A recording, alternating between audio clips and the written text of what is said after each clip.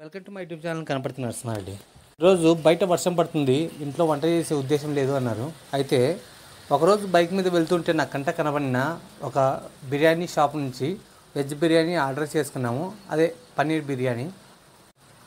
చూడడానికి టేస్ట్ ఎలా ఉంటుందో తెలియదు, కానీ ఒకసారి ట్రై చేద్దాం అనే ఉద్దేశంతో అటెంప్ట్ చేసాము.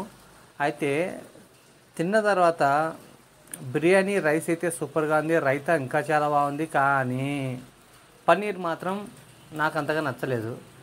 ఇదే కాంబోలో అంటే ఇదే బిర్యానీ రైస్ మీద చికెన్ కర్రీ కానీ లేకపోతే చికెన్ బిర్యానీ కానీ అయితే ఒక రేంజ్లో ఉంటుందేమో అనేలా అనిపించింది నాకు. కొంచెం ప్యాకింగ్ చేసేటప్పుడు కడ్డు కాదు, అది స్వీటు కింద పడిపోయిందని జొమాటో బాయ్ చెప్పాడు. కనికరించి ఏమనకుండా వదిలేసాము.